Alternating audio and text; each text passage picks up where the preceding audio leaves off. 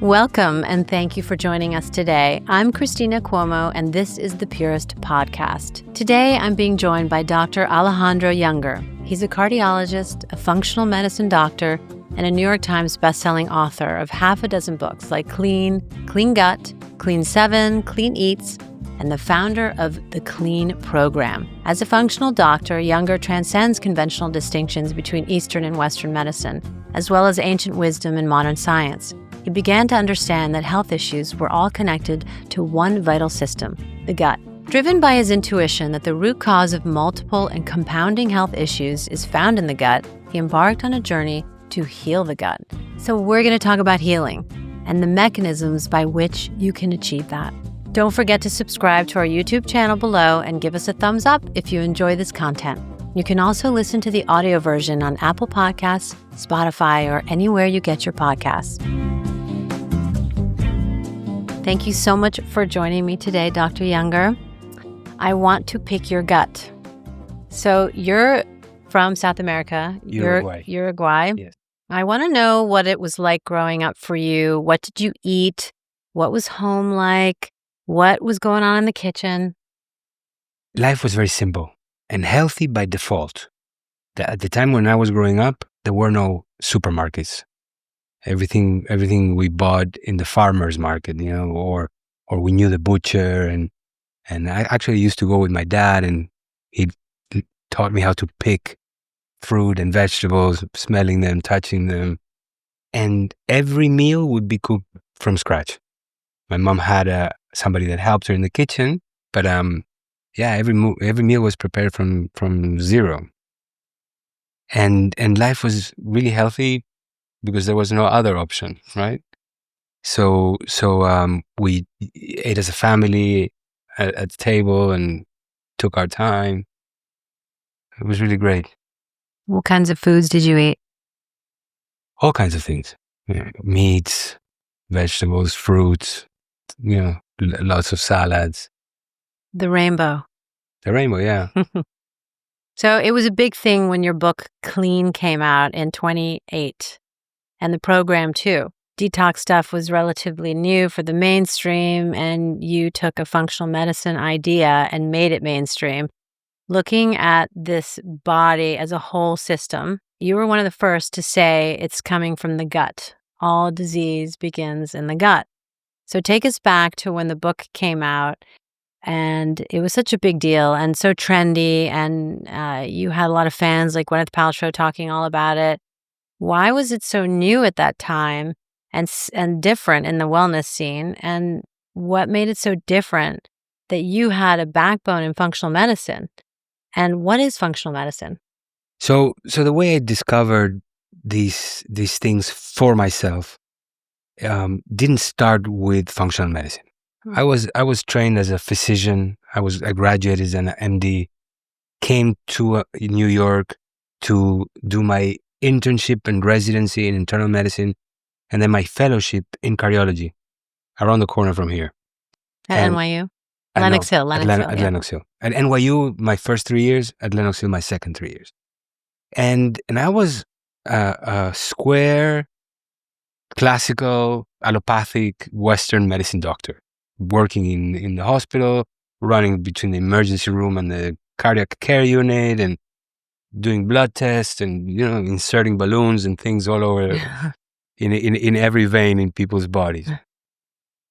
But the change in lifestyle from my home-cooked meals by my mom from scratch to the life in New York, where I was eating from hospital cafeterias, vending machines. And when I had time, I went to the supermarket, and I was in awe of all these boxes and jars and tubes and things that you grabbed and you put in a microwave oven for 3 minutes. And then you had something that looked and smelled kind of like what my mother took all day to cook, right? But it wasn't food. And it tasted okay. I mean, some tasted great, so much so that I wanted to buy them again and again, right? And that started really affecting me. And the lifestyle, the running around, sometimes on call for 3 days in a row. And it started taking a toll on my health. And I started gaining weight, and I started having seasonal allergies that turned into an all year round ordeal. And I started having problems digesting and bloating and pain and constipation, diarrhea. I mean, you name it. And then I started getting depressed to the point that I didn't want to live anymore. But I couldn't do that to my parents. So I started looking for a different solution.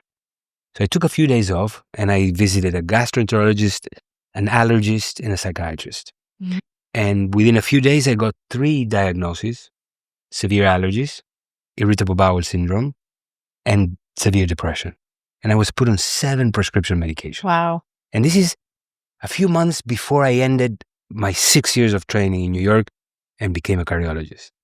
So I get home with my 7 prescription medications. And by this time, I'm already not only an MD, I'm an internist and 2 months from being a cardiologist. So I knew that these chemicals were not going to correct anything. They were not going to correct the underlying problem or fix the underlying problem. These chemicals were going to force a certain chemistry in my body that was more than anything directed towards appeasing or silencing symptoms, right? So knowing that, I had this double aha moment. First of all, is I don't want to do this. I want to find how to correct the problem from the root. Yeah. And I don't want to do this to my patients anymore, because that's exactly what I was doing. When people come to my office and 10 minutes of a visit, you listen to the heart and write a prescription. And that's what modern medicine is mostly about. So I graduated. I did take the antidepressants for a little bit, and I left them. I dropped them because, they took away the pain, but they made me completely numb. They took away one of that I consider my greatest gifts in helping people, which is empathy. Mm-hmm. Being able to see and feel what other people are feeling, right? So I left it. And by the time I graduated, I started looking for a different solution. And I went here and there, and I visited all kinds of people and therapists, and until one day somebody took me upstate New York in the Catskills to an ashram, which I didn't know what it was. But when I entered, I had a very profound experience with the meditation teacher in that place. Her name is Guru Mai. I don't know if you heard of her. Yeah. So basically, now I know that it's a very rare thing, but at the time I didn't. It just happened. I met with her in a corridor on my own, just with one person. And I was introduced to her, and then she slapped me on the chest. And the moment she slapped me on the chest, I had this experience that never again I experienced, not with ayahuasca, not with ibogaine, not with many of the plant medicines that I tried, or meditations or courses or whatever. It was a state that is very difficult to explain. But if I had to explain it to you, I would say it was pure presence. When I read about the spiritual masters, I read about this state being called cosmic consciousness, right? But basically, the description of the state is as if your body disappears and you become everything. You're not an individual separated from anything anymore. You're part of everything. As if your finger wakes up one day and realizes it's not alone. It's part of a body, right? Just so, chills. Yeah. And that lasted for a few minutes, or I don't even know how long it lasted, because the girl that was standing next to me saw that something was happening. Guru Mai slapped me and left. And apparently I was crying. Wow. But it was just pure bliss. And she started pulling my arm. Hey, what happened? So I came back into, and I spent everything is fine again. And that happened to me on and off for like 2 weeks. And thank God no psychiatrist saw me at that time, because I would have been hospitalized. Because that's what happens.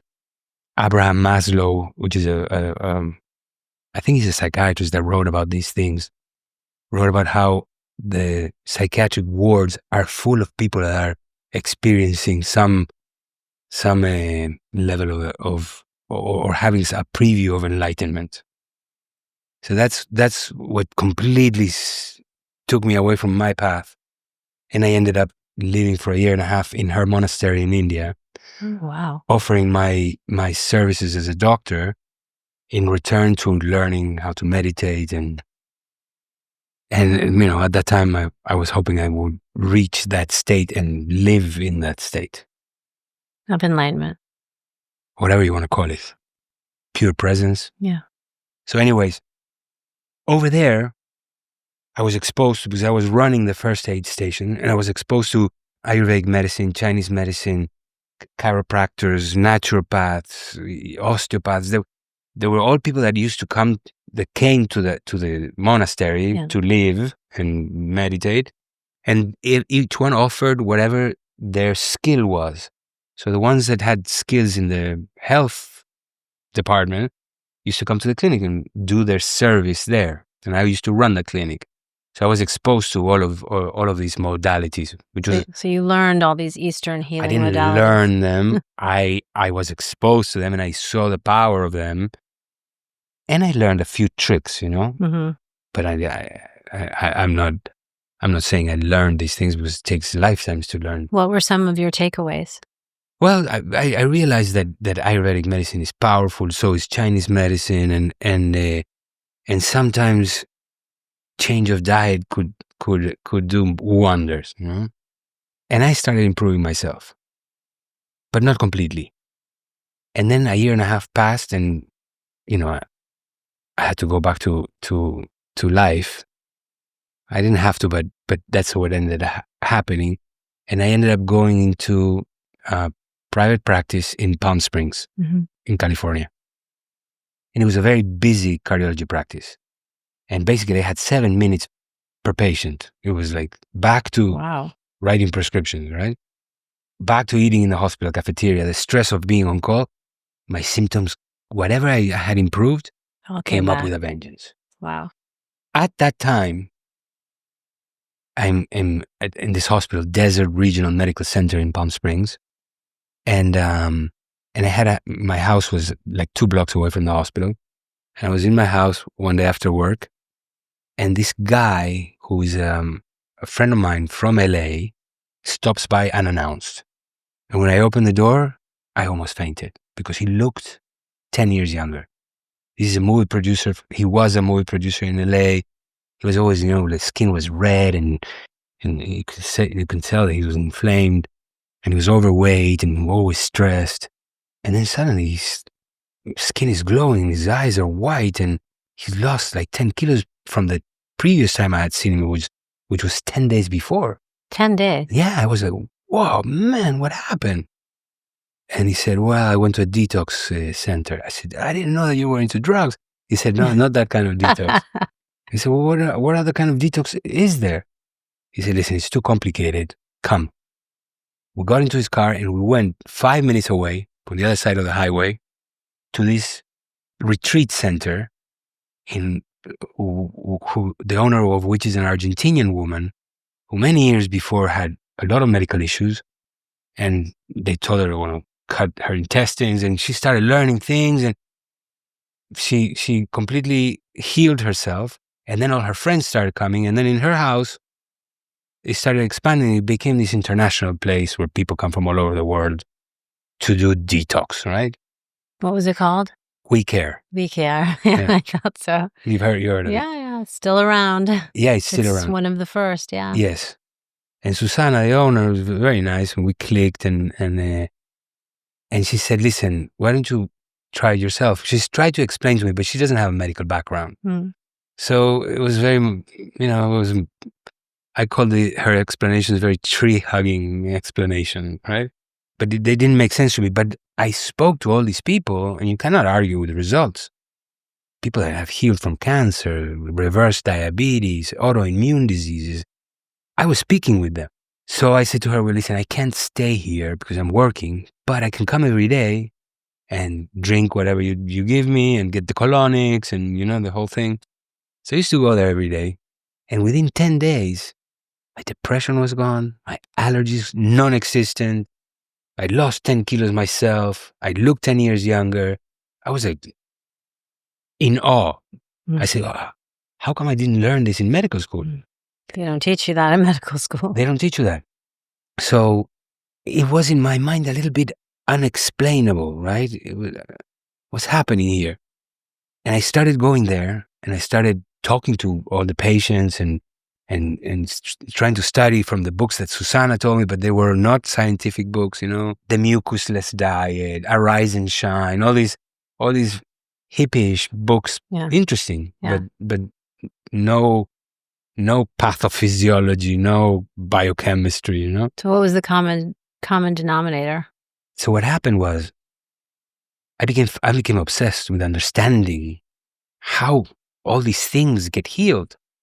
And it wasn't until I stumbled upon functional medicine and started studying that I was able to explain what I was seeing and experiencing myself with all the knowledge that I had learned in medical school. Because I had learned about the liver and I had learned about blood and the detoxification enzymes. The natural body's detox mechanisms. First of all, I never had a nutrition class in medical school. I didn't know what health would look on a plate, except that I did because of my parents cooked healthy, but not because of medical school, right? And everything started making sense, and I started understanding not only the tree hugging aspects of it, but also the physiological, metabolical aspects of it. And then I went like, wow. And I quit my job as a cardiologist and I started doing this. Functional medicine. I started doing detox programs with people. But soon enough, I realized that even though a detox program works, many people go back to some of the habits, life-sustaining. Some of the habits that they were doing before, and their problems came back. And that's when I stumbled upon the concept of gut injury and gut repair, not through functional medicine, because I wasn't the first one that talked about it. Hippocrates talked about it 2,000 years ago, and the Ayurvedic texts talk about it 5,000 years ago, that health and disease begin in the intestines and with digestion. So I started learning how to help create the conditions for people to heal the gut injury. As a doctor, you don't heal people. Mm-hmm. People heal themselves. What you have to teach them is how to get out of the way, how to remove the obstacles and provide whatever is lacking so that the body can do what it's designed to do, what it's trying to do all the time, which is heal. Mm-hmm. So why do you think 20 years ago, we're treated by a health industry that doesn't care about our food, and we're fed by a food industry that doesn't care about our health? That is applicable 20 years ago, but why 20 years later, now, today, with so much of this information now at our disposal, why do you suppose that still there's that disconnect? And those two... Well, I think there's many reasons, right? One of them is because of the industry, the business that is built around with so money, multi-billion-dollar companies. The medical industry, big pharma, all that. Yes, that's one aspect of it. They don't want to believe that food can heal the gut, and and they want to perpetuate disease, so they perpetuate treatment, and it's a big business, and surgery. That gave me chills too. Just now. So that's one. Well, that's one reason, and the other reason is because we are not awake. We are a species that's asleep. That's not present, and we are in this rat race that doesn't allow the time or the interest. I think that's a combination of things. So well said. And I'm so happy to be shining a light on someone like you, because your message is so important to everyone. Everyone's suffering in some way, whether it's a mental issue, a gut issue, a health issue. It's all related to cleaning up that internal landscape. And you learned it from your experience in India, certainly. Well, yeah, and other experiences. I went to India many times after that, and I've always been in search of the miraculous. I've always kept an eye, because yes, there is science, and there is something else, right? I feel like we're all on that path.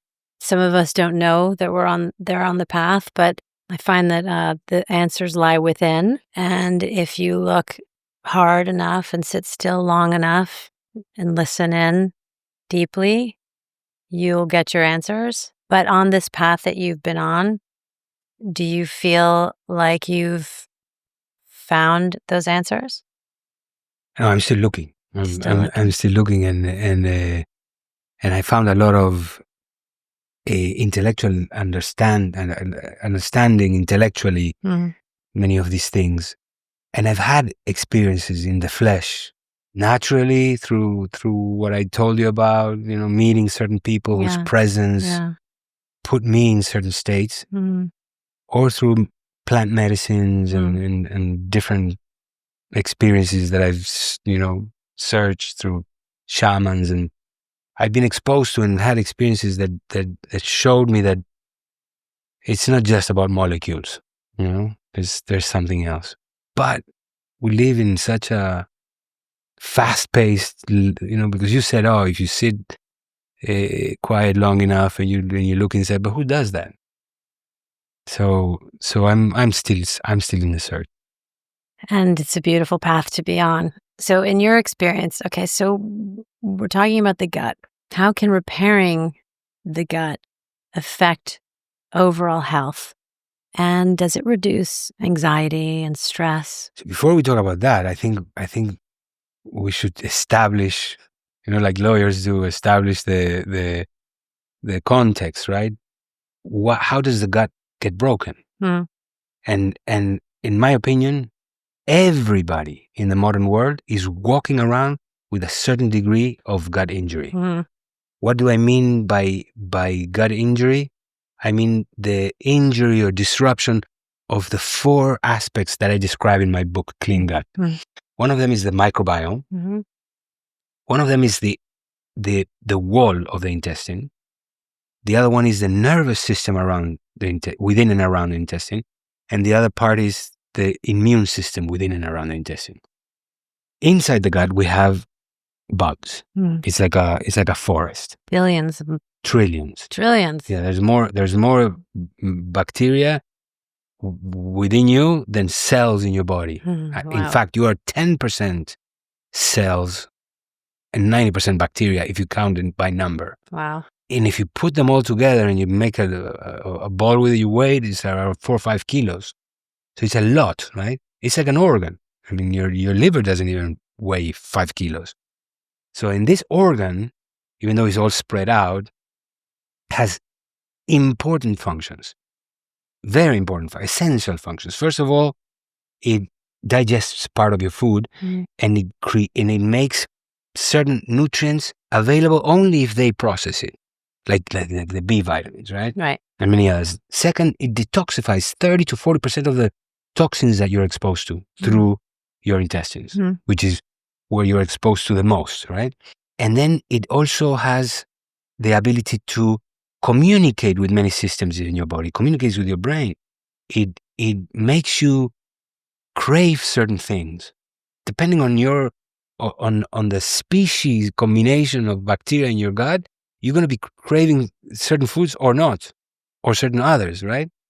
It also communicates, these bacteria also communicate with the cells of your immune system, and it keeps them prepared, right, for an attack. And it also sends signals to the nervous system for it to function normally. So this is a hugely important thing. And this is one of the things that suffers the most in modern life, because we are exposed to so many toxins, so many molecules that kill them in the air we breathe, in the water we drink and shower with, in the cosmetics we apply on our skins that end up in our bloodstream, in the medications that we consume, that I don't know if you know, but only 10% that are the active ingredient. 90% are excipients and things that are toxic. In the products that we clean our homes with, in the materials that we build our homes with, but mostly in the food-like products that we consume as food.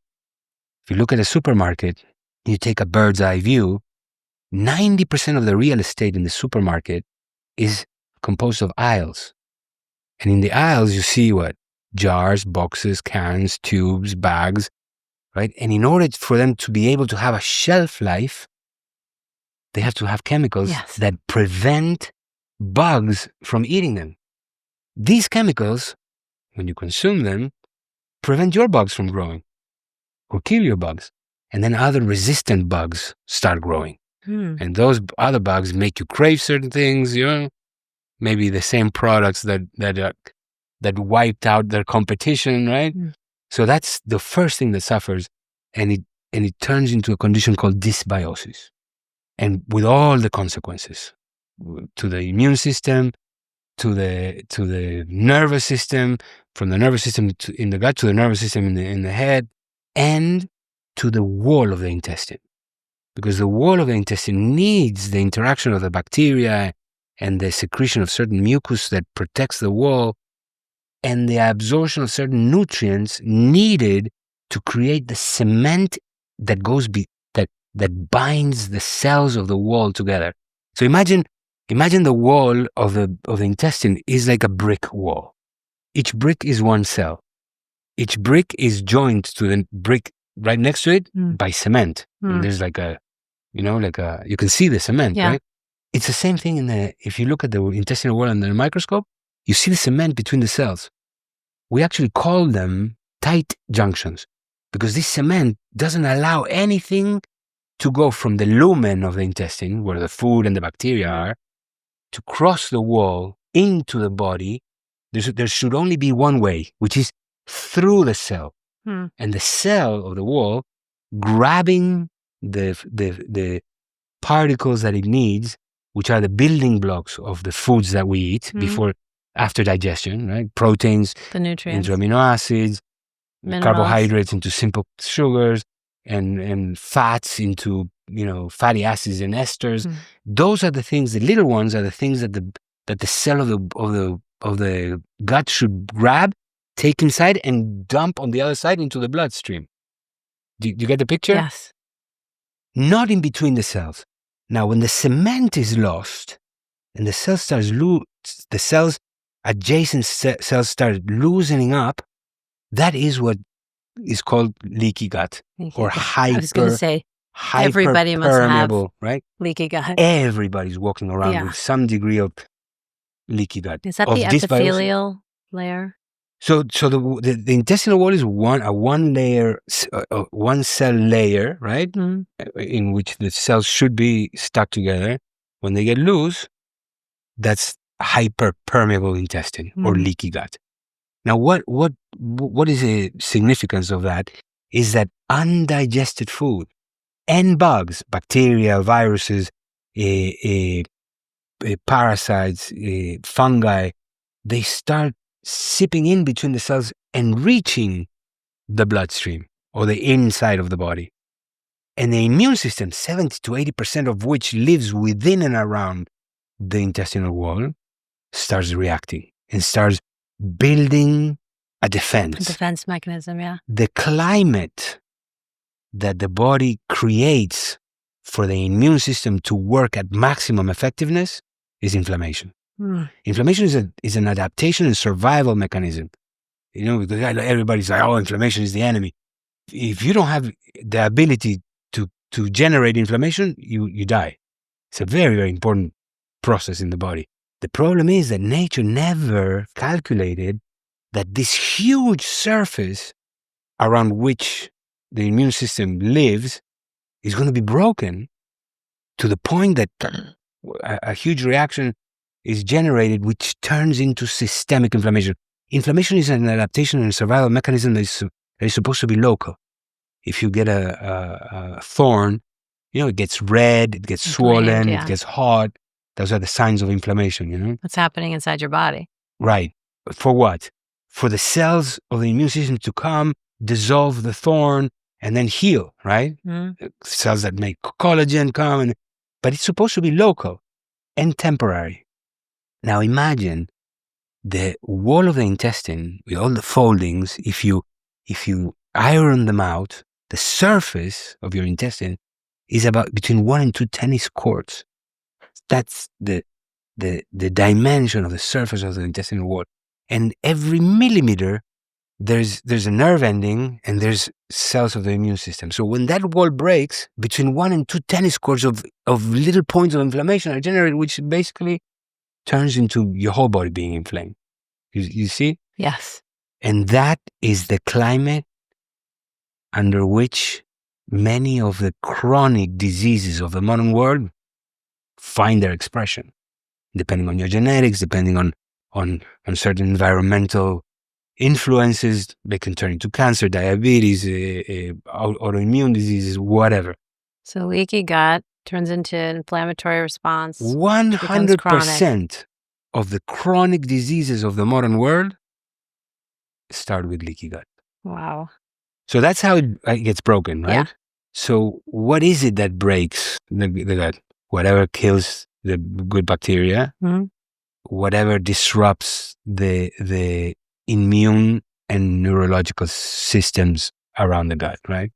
Stress is one of the most important ones. Who's in stress today? Everyone. Everyone, right? So even if you eat perfectly well, which is very difficult to do, and you keep your house free of toxins through all these bio detergents and whatever, right? 7th generation, whatever it is that you can find in Whole Foods. And even if your building is LEEDs, you know what LEEDs is? Green building? Yeah, LEED certified. LEED certified, LEED silver certified or platinum certified. Even if you are perfectly free of toxic molecules, stress can completely disturb not only your flora, but your intestinal wall, your immune system, and your nervous system. So we're all walking around with some degree of gut injury. Yeah. And what I found is that when you help people create the conditions for these things to heal, to correct themselves, all chronic diseases can be healed. Can you heal a leaky gut? Yeah, absolutely. Good. That's important to note. Yeah, but you know, just like your skin, it's in constant renewal, right? So you have to take care of it. It's not, you do this program, you heal, and then you go back to what you were doing before. If you live how you were living before, you're going to end up with the problems that you were having before. Did you know there's a rare French melon grown in the south of France that's prized for its remarkable longevity? While ordinary melons wrinkle and decay, this exceptional fruit stays fresh and firm far longer, and that's good news for your skin. Lucky for us, my friend Cindy Crawford had access to the finest experts and their treatments throughout her supermodel career. Cindy was just 28 when she first met world-renowned cosmetic specialist Dr. Jean-Louis Sebag, who was incorporating the super antioxidants from this rare melon in his formulas, and she experienced an instant glow from his treatments. She wanted to share his discovery with her sister's mom, friends, and women everywhere. That's who Cindy is. She always likes to share. So Cindy and Dr. Sebag created Meaningful Beauty. At the heart of the line is the Melon Power technology that delivers powerful antioxidants, advanced hydration, and ultimately radiant, younger-looking skin. Now you can discover the science of age maintenance for yourself. Visit meaningfulbeauty.com and use code PURIST30 for 30% off. Yep, 30% off everything Meaningful Beauty. Discount applies to one-time purchases on full-size single items, excludes systems and subscription purchases. By the way, have you seen Cindy's skin lately? I have. It's amazing, truly radiant, and looks younger than ever. I even had her on the cover of Purist magazine last summer. So your body, you mentioned earlier, the liver, the kidneys, has a natural ability to detox. Why isn't that enough? Because nature created the human being just like every other animal in the planet, right? And nature designed things to work in a certain way. Mm-hmm. So it designed its creatures to live in a certain environment, to eat in a certain way, to eat certain things, to eat at certain times. Like, for example, animals in the wild they barely get sick. Mm-hmm. They eat when they find food, and they fast when they're looking for the next meal, right? Depending on how complex their diet is, the longer it takes to find food. Lions, for example, find food once a week. Which is what we used to do when we were hunters and gatherers. Exactly. Before the food revolution. So modern life hinders or weakens or damages many things in the body. One of them being the detoxification processes. Why? Got it. Because for the liver to produce the detoxification enzymes, it needs certain nutrients. If those nutrients are not provided or are not pre-digested by the good bacteria, or absorbed, or not used in other things like inflammation, because inflammation is a process that needs a lot of nutrients. It just is not happening in a vacuum. So it needs a lot of energy. So if inflammation is happening, the resources, energetic and nutritional resources, are going to be used for that. And then less is left for detoxification and many of the things that are needed for the normal functioning of the body. Do you follow? Mm-hmm. Yes. So modern life puts a handicap on many processes in the body. Right. Detoxification being one of them. The most important. Now, at a moment in the evolution of human beings where toxins are peaking, our detoxification is declining. being. So we're in an evolutionary crossroads. We need to get rid of toxins, and we need to strengthen the detoxification process, even if it's just with simple things like, for example, digestion. Digestion is a process that requires energy. That's why when you had a big meal, you kind of fall asleep, right? So it consumes a lot of energy. We think of it as, we eat to get energy, but it's not really like that. We eat, we have to break down, we have to absorb, we have to distribute in the body has to get it, and then certain parts of what we eat goes into the mitochondria and it's burned into Energy. ATP, right? So rest, digest. But digestion itself is hugely energy consuming, right? So if you're digesting all day long, the energy that is needed for all the other functions is depleted. I think of the body as a house full of appliances.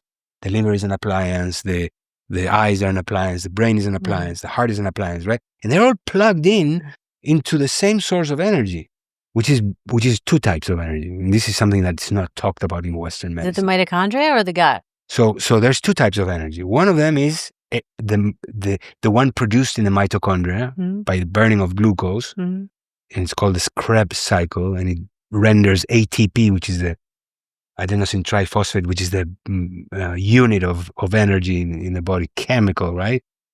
But the other source of energy is a source of energy that's not spoken of in medicine, which is spoken of in Chinese medicine. It's called Qi. Qi. Right? And you recharge it when you go to sleep, and that's why sleep is so important, because you're getting like a download or a infusion of certain energy, that is not measurable with our instruments, right? We don't talk about it. So we have those two types of energy. And those two types of energy is where all the appliances of your body are plugged in. Now, if you have the TV working all day long, and the loudspeakers all day long, there may be not enough wattage for your blender, you know? The same thing happens in the body. If you're digesting all day long, there's less energy for mentation, for muscle activity, for detoxification, right? That's interesting. I didn't think of sleep as how you replenish your qi, your energy source. It's the only way. It's obvious. I only think of sleep now as in terms of like regenerating the cells overnight, right? But what is happening? Yeah. If you don't sleep for a couple of days, there's a moment in which you can't function anymore, and then you sleep and you wake up fresh. What's happening? There's I don't know how to talk about it, because this is not a scientific Well, thing. in Chinese medicine it is. Definitely. So, I found explanations from Western minds that really wow. For example, I don't know if you're familiar with the work of Gurdjieff. No, really, no. There's a book called In Search of the Miraculous that's written by one of his disciples called Ouspensky. And this is a man that he was he lived between Turkey and Armenia, and when he was very little, he already was fascinated with, the miraculous and the spiritual. And he ended up traveling around the world, and apparently he found this monastery, the Sarmount Brotherhood in I don't know where, and he was accepted in, and then he came out and he was fully enlightened. And then he went and lived between Russia and Paris, and he had an institute for the development of man. His concepts are unbelievable. His explanations are unbelievable. And they are very distributed in all realms of human life. But most people don't even know about them. He had very famous disciples like Aldous Huxley and Frank Lloyd Wright and Maurice Nicoll, people from very different aspects of life that were affected by his teachings and then started applying it. What were some of his teachings? Like, for example, are you familiar with the Enneagram? No. From psychology, it became famous like 20 years ago or something. Depending on your traits as a person, and you are classified in 9 types of personalities, and that can predict certain. Well, that is a degeneration of one of his teachings, which is the law of 9. And they're very difficult to explain. I couldn't explain. I had to read the book 10 times to kind of get a grasp within myself, right?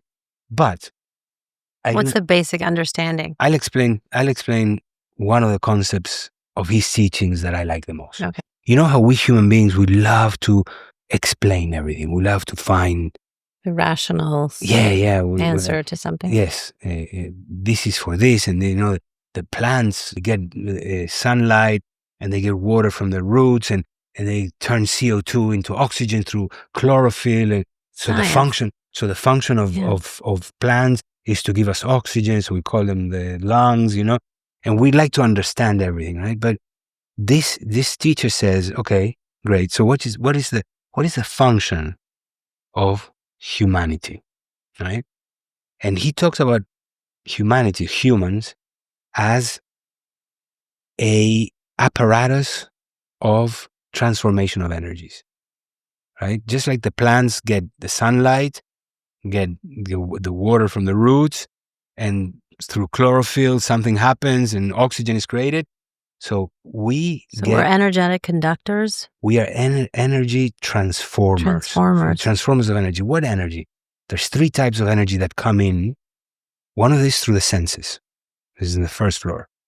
What you hear, what you see, what you smell, what you taste, right? Your senses are always getting energy. Mm-hmm. When you see something, it's actually photons that are hitting your retina, and there's an electrical impulse. So something is coming in, right? When you hear something, right, there's vibration in your eardrums, and there's generation of an electrical impulse. So everything is... So light and sound? Senses. The 6 senses, not only light and sound. So that is the energy coming in through the first story, like he calls it. Mm-hmm. And there's the second story, which is the lungs. Oxygen. Mm-hmm. Oxygen molecules bring a certain kind of energy. They go inside. Breath. And the third one is the third story, which is food.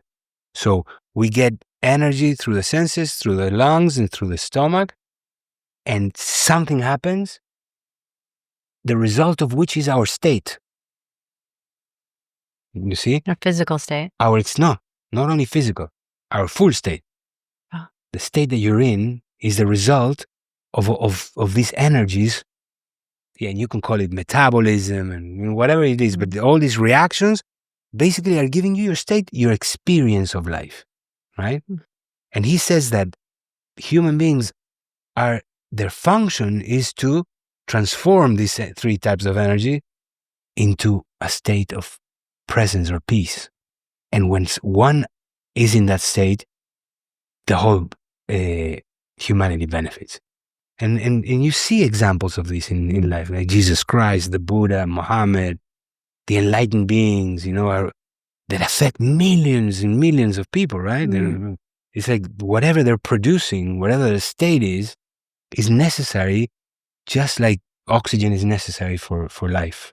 So this is one of the main teachings of this spiritual master, Gurdjieff, which I really like, and fascinating, yeah. And it fascinates me, but because when you are a doctor, or you want to be a healer and want to help people heal, then you have to consider those things. Many years ago, one of my patients and very good friends became very good friends was Dr. Robert Thurman. Do you know who he is? Yeah, of course. Teacher of comparative religions in Columbia University, was one of the first disciples of the Dalai Lama. He was founder of the Tibet House too. Yes. Yeah, New York City. He was, I think, the first Western that was ordained as a monk by the Dalai Lama, but then he fell in love with Nina, who was a supermodel that had kind of stumbled upon the Dharamsala, yeah? And he left the monk life to marry her, and he came here and he represents the Dalai Lama in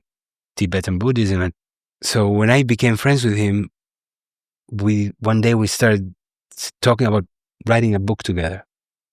So, okay, let's write a book together.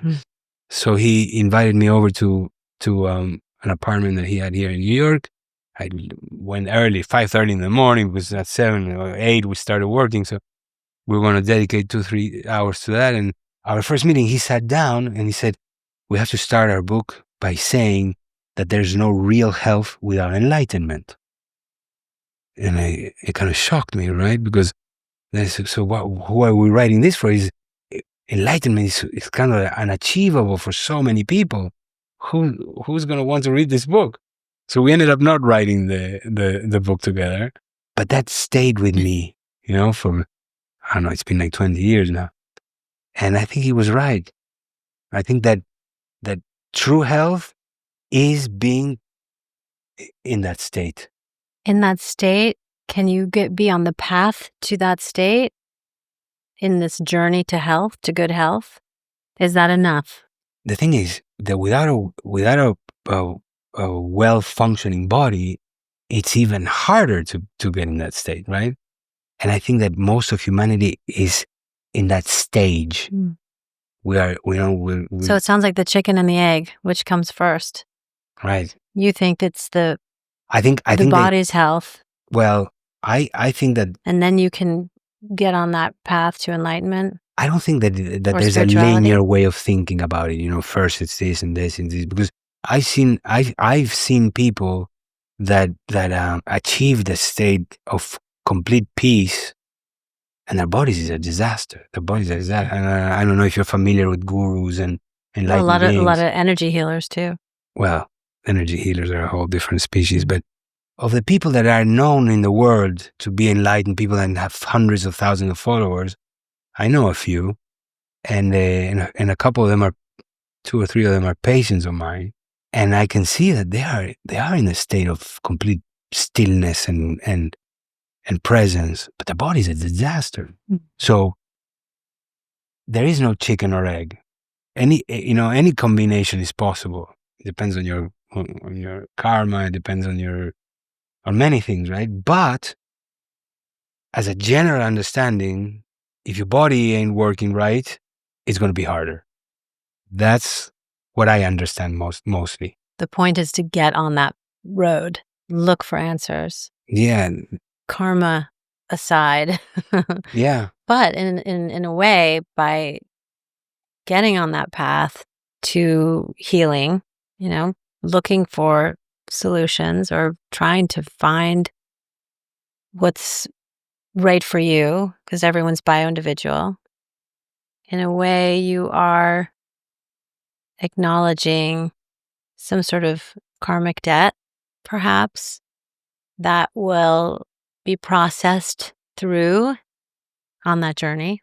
Yeah, these subjects are a little difficult to talk about. I'm a doctor and a functional medicine doctor. I know how to talk about the molecular aspect of the rest. I'm just like everybody else, trying to learn and trying to It's a big part of healing, evolve. though. I just read that book, Sacred Contracts, that theologian Carolyn Myss writes about karmic debt a lot and how we move from one journey to the next through our reincarnation, and we bring with us some form of debt from a prior life, and it is within this new form that we have to become aware of it and heal it, essentially, in order to keep evolving. And that's related to the karmic, to who you were in a previous life, if that's what you believe in. Yeah.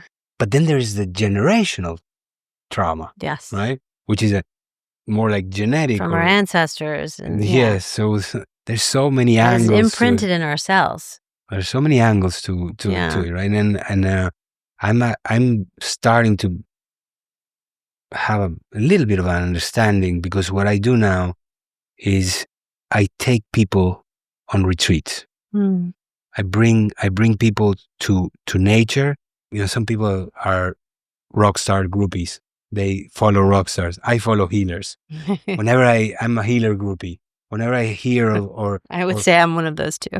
Whenever I find out that anybody has any ability which is interesting or unexplainable or just effective, I want to meet them. I want to experience it. I want to learn. I want to send them people. So I have a pretty impressive Rolodex of people with incredible abilities, right? In many, many areas, from psychology to yoga to hands-on healing to, whatever. So I invite these people and we live together. And what I do is I take care of what they eat, the supplements they take, and then I let, everything mix and happen. And the results are just sometimes amazing. That's one of your purposes. Well, that's beautiful. One of the things that I enjoy doing the most, yeah. Yeah, because they don't know how to get there. Or they don't even think that's something that's important, which it is, clearly. Yeah. Does it help them achieve what they're trying to achieve in a more sometimes expedited fashion? Sometimes even beyond, we see incredible results. Of course, 1 week is just an introduction and a beginning. Right. People have to leave sometimes and spend months eating in a certain way and taking certain supplements and dealing with certain issues, right? But what I see and witness in 1 week in these retreats is like what really gets me excited. So what is that experiential evidence been? Like, for example, I'll tell you, there was this lady, she's in her 50s, wealthy lady.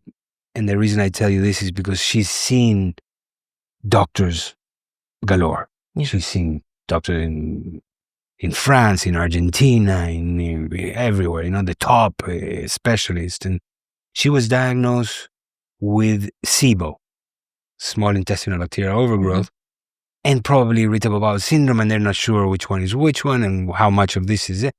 And she was prescribed 2 antibiotics, right? So she came to the retreat as the last resort before starting the antibiotics. And she's been suffering for years. And this is a woman that's very smart and very, and she had been eating the right things, and she knew about gut repair, and she's read the books. But when I sat down with her and I started taking my history, in functional medicine, we start from the day you were born. Were you born by C-section or natural birth? Right? That matters. Matters huge, because people that are born by C-section don't have are already bacteria. Handicapped. Yes. Yeah. Because this vaginal canal is when you get your first vaccine. You get vaccinated with all the bacteria that you need, and then breastfeeding, and then you ask them, when you were a little girl, did you get sick? Did you miss school? When you were an adolescent? And her life, she was born by C-section. She was breastfed very little. She did get sick when she was little. But as I'm asking and I'm looking at her, there's a smile, and she's telling me about this and this, and then we reached her 30s, and as a functional medicine doctor, you look for events that when things change. And then suddenly there was an event where things changed. You could even see it in her face. She became, from remembering her childhood, she became like contracted and, Trauma? And it had something to do with her father. Mm-hmm. But I'm not a psychologist and I'm not a spiritual teacher. So I detected it. And then we reached the present day where she's constipated and bloated and pain and this and this and this. So by the end of our chat, so doctor, what do you think? And I said, listen, I know two things. We spoke for like an hour. I know two things. I know that you're constipated. You haven't taken a good poop in 14 days. That's really bad. And I know that something happened that has to do with your father after which everything changed. He said, yeah. And then somebody comes and says, excuse me, the family constellation session is starting. Do you know what family constellations is? No. So it's a modality led by somebody trained in it. I think the creator of it was a Finnish guy from Finland. I'm not sure. Anyways, there's a group of people with this therapist in the middle. There's an empty chair, and the therapist goes, "Who wants to resolve past trauma with anybody?" So people say, "Me." It's okay. Come. They sit there, and so who do you have a problem with? My sister. Okay, and through a methodology of asking certain questions and then choosing somebody in the group to pretend to be her sister, and then some enactments, and people get to these like realizations and breakthroughs that are unbelievable. Wow. So I said to the one, you should go. Before she left, I gave her this little mini home colonic device that a friend of mine invented. It's a little bottle with a cap that has two tubes. One of them goes very little deep inside and is connected to a pump, air pump. And the other one, the tube goes through the bottom, gets out of the cap, and then you stick it up your butt. You pump, and whatever is in the bottle, water. You either put water or coffee. Ah. So I gave her one of them, and I said, fill it up with coffee, get a coffee. Yeah. Anyway, she left the next morning. When I looked at her, it was a new person. So what happened? The next morning, she had an incredible pooping session with the coffee enema. She did the coffee. And she had a huge breakthrough at the constellation session.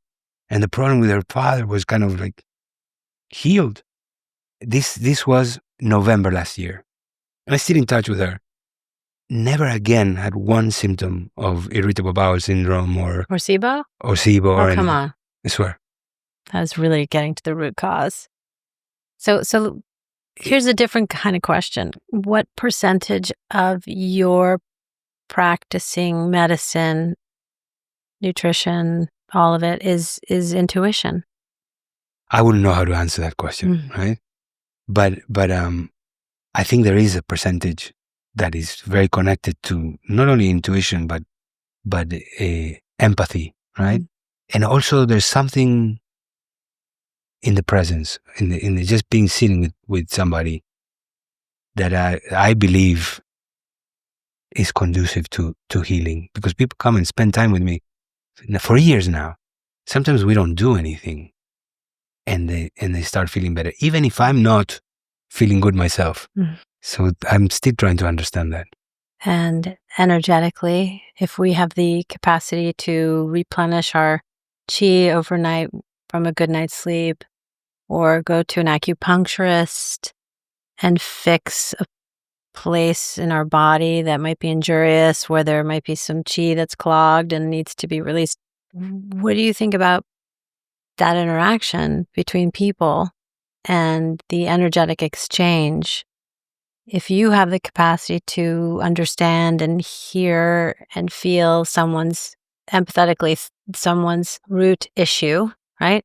And have the capacity to heal them through that energetic exchange, whether it's words, identifying what you're hearing seems to be the issue, without giving her any treatment of any kind, no medication, no nourishing foods, no clean programmed diet, nothing.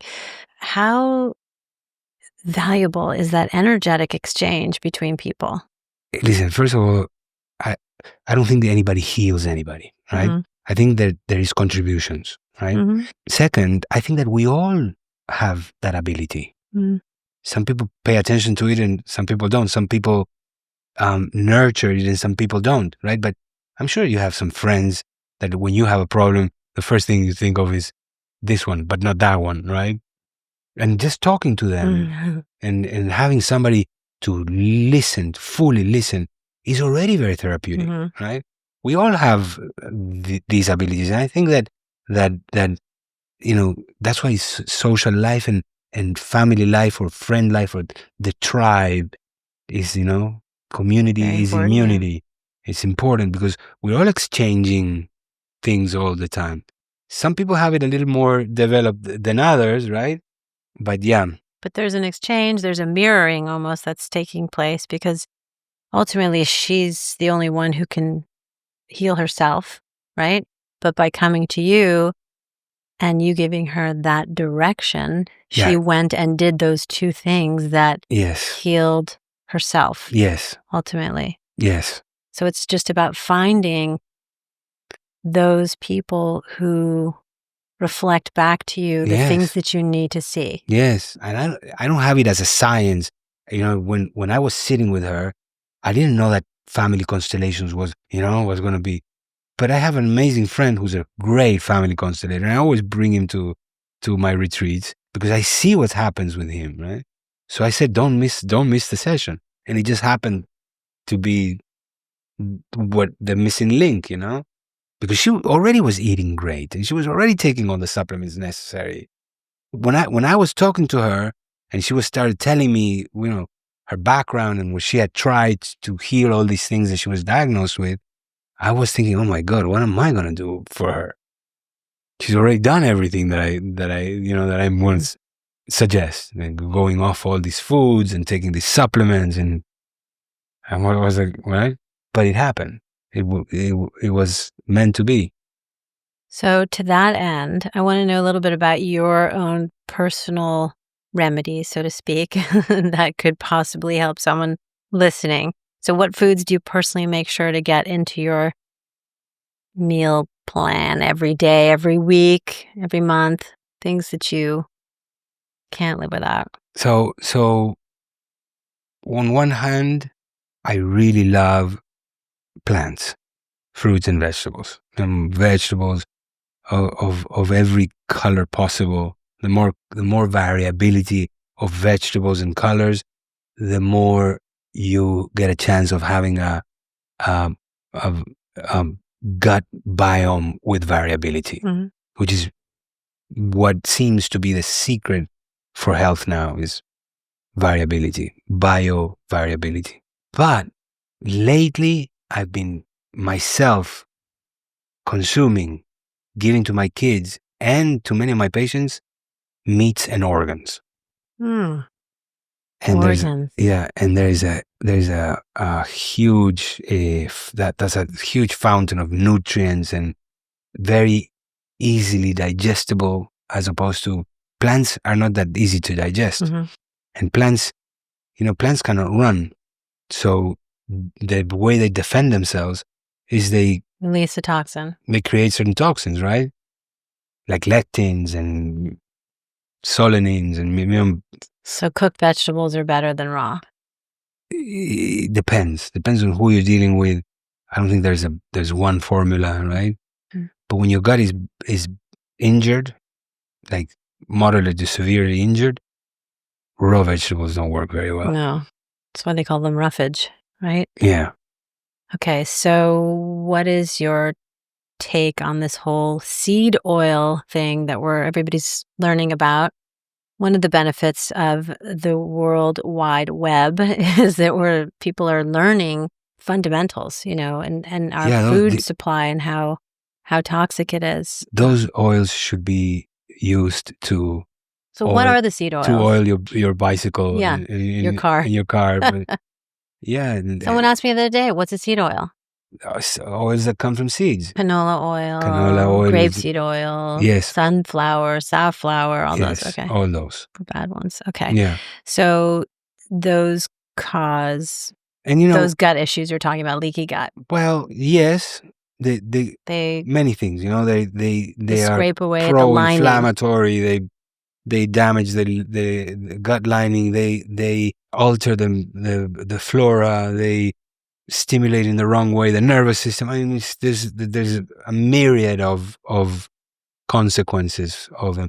But just like we are now so aware of the negative impact of seed oils, we're now aware of the negative impact of sugar, of processed stuff in general. Yeah, alcohol, processed foods, sugars, poison. Sugar is poison, and it's the biggest addiction in the world, I think, is sugar. Yeah, and the most taxing on our systems. What about saturated animal fats? You mentioned obviously the meat and organs, but what about to cook with, like butter?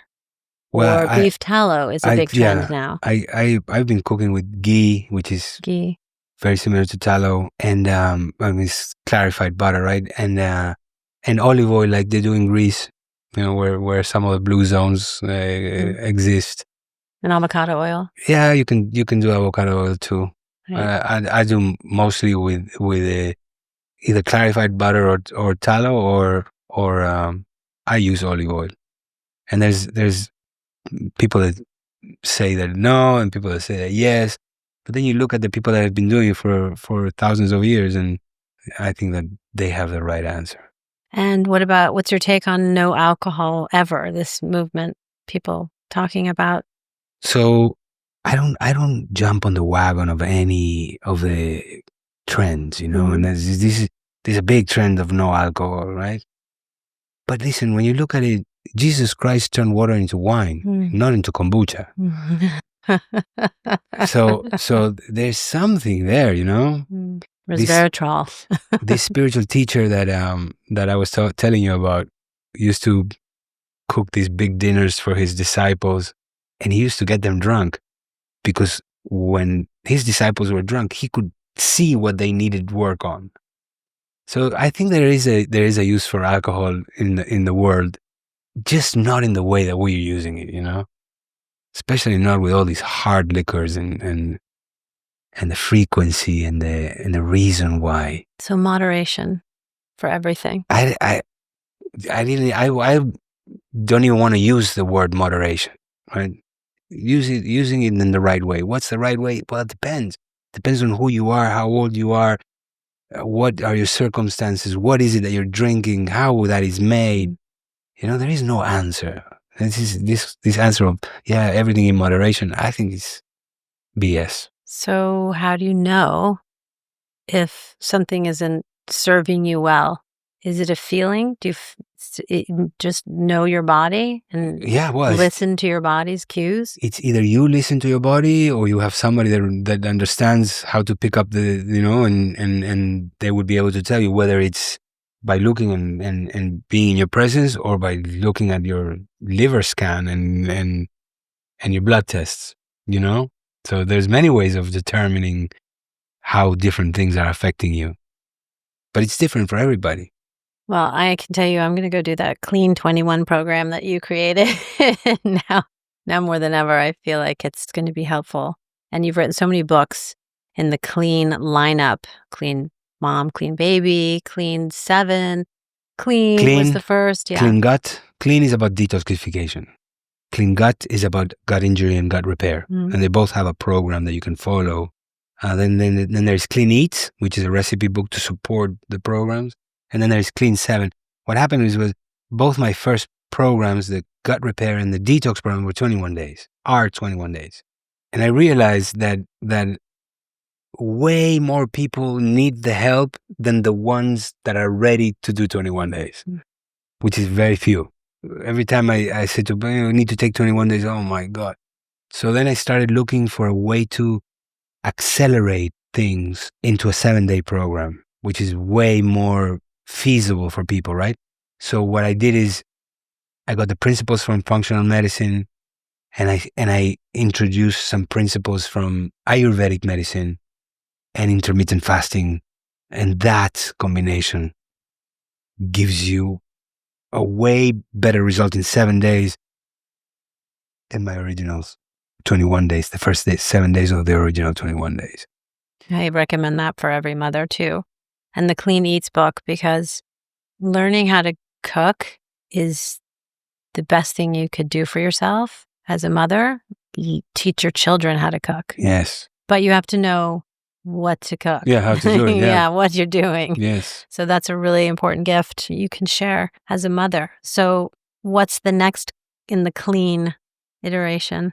So right now I'm trying to understand that intersection between spiritual matters, material matter, the scientific measurable stuff, right? And how they affect each other. And it's like you were saying, what's first, the chicken or the egg? I don't think there is one first, right? I think they're both live present in harmony all the time. It's about finding that harmonic balance. So I'm trying to understand that, and I'm reflecting on my life, my life's journey in achieving a clean mind, and with examples of people that I've helped along the way with that issue, So that's what my next book is going to be about. Is it possible to achieve a clean mind? I think it is, yeah. I think it is. Well, thank you so much, Dr. Junger. Thank you. Thank you for sharing all your wisdom with me today. Thanks Appreciate it so much. Yes. Really learned a lot. Thank you so much, Dr. Junger, for sharing your knowledge and insights with me and our Purist community. You can find more information about Dr. Junger's Clean Program and his books at cleanprogram.com. Remember, Purist is the place to discover ways to define and refine the life you seek. Here we share what matters so you can find strength, equilibrium, peace of mind, laughter, and love in your life. So check out our website at thepuristonline.com. Please don't forget to like or subscribe to the Purist Podcast on YouTube, Spotify, or Apple Podcasts at Purist Podcast. I'm Cristina Cuomo. Until next time, be well.